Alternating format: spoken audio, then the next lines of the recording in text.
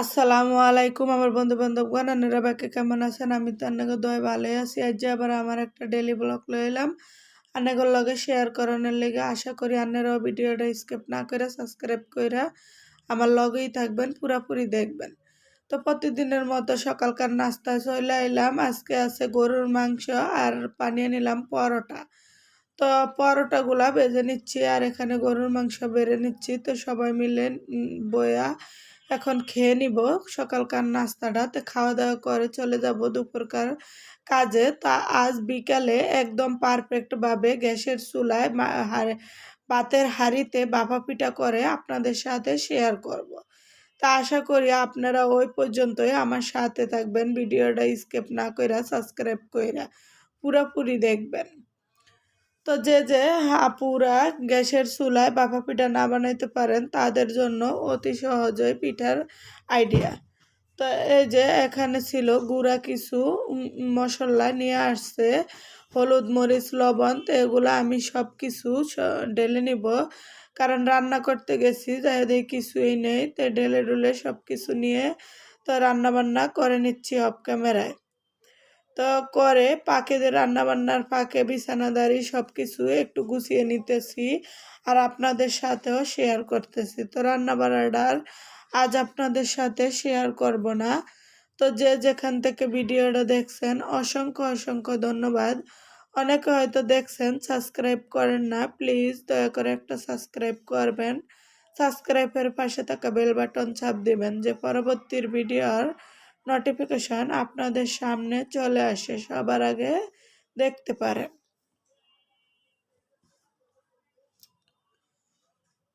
তো এই যে এখন এখানে আমার অফ ক্যামেরায় রান্না বান্না হয়ে গেছিল।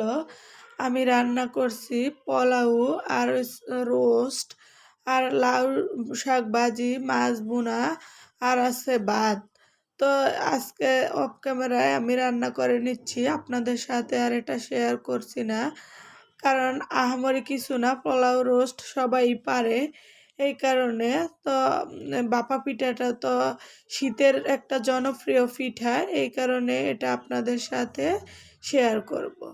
তো চলে আসলাম ভাপা পিঠার জন্য বিকালে। তো এটার জন্য একটা ভাতের হাঁড়ি নিয়েছি, তার সাথে আটা। তো আটাটা কীভাবে লাগাই ওটা আপনাদের সাথে শেয়ার করব। তো যা যা লাগে ভাপা পিঠা তৈরি করতে সব কিছু এই টুকিটাকি নিয়ে নিচ্ছি। তো নারকেলটা এখন ভেঙে একটু করিয়ে নিব। তো করিয়ে নিচ্ছি না, এবং গুড়টাও একটু গুঁড়া করে নিয়ে আসব।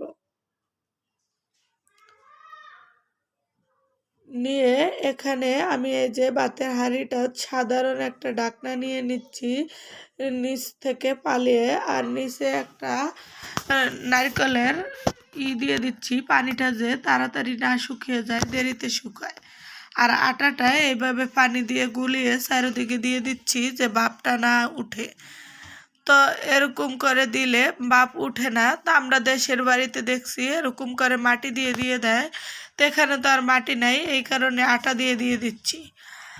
তো এখানে আমি একটা বাটি নিয়েছি, বাটিতে পরিমাণ মতো গুঁড়ি নিয়ে নিব।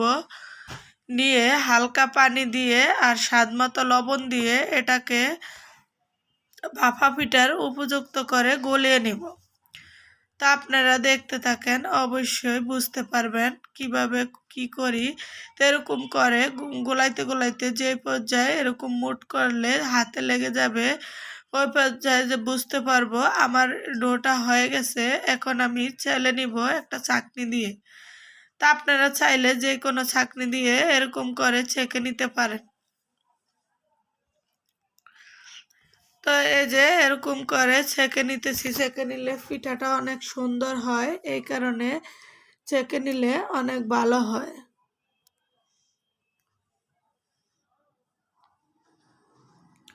তো এখন আমি এরকম ছোট্ট ছোট্ট কয়েকটা বাটি নিয়েছি, তো ধুয়ে নিয়ে আসছি, এখন মুছে নিতেছি। মুছে একটু তেল ব্রাশ করে নিব। নিয়ে কি করে ভাপা পিঠাগুলা বানাই পারফেক্টভাবে এটাই আপনাদের সাথে শেয়ার করব।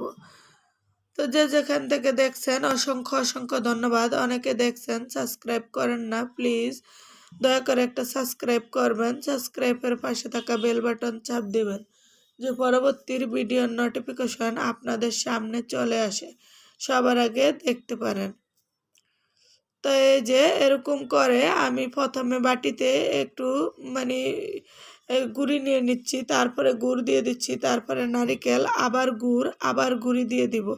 এরকম করে সবগুলা ভাপা পিঠা আমি সুন্দর করে বানিয়ে নিব। তো এরকম একটা উপরে একটা ন্যাকড়া মানে যে কোনো পাতলা ওড়নার ন্যাকড়া দিয়ে আমি ভাতের হাঁড়ির উপরে দিয়ে বাটিটা উঠিয়ে ফেলবো। তো পানিটাও বলক এসে গেছে, এরকম করে বাড়ি দিয়ে বাটিটা উঠিয়ে এরকম করে করে আমি সবগুলা বানিয়ে নিব।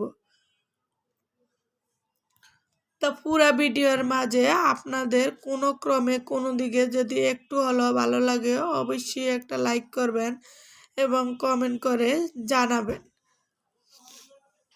তাই যে এরকম করে করে আপনাদের সাথে শেয়ার করি আর বানিয়ে নেই। তো সবগুলা আমার বানানো হয়ে গেছে। তো ভাপা পিঠা গরম গরম ওই মজা, এই কারণে আমরা সবাই একটা হয়ে গেছে, খেয়ে নিব।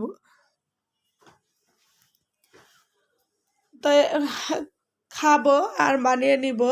তো এরকম করে আমার সবগুলা এখন অফ ক্যামেরায় হয়ে গেছে, মানে আমি বানিয়ে ফেলছি, এখন বাদ দিব আর নামিয়ে নিব। তো এটা তো প্রথম গরম গরম সবাই খেয়ে নিলাম।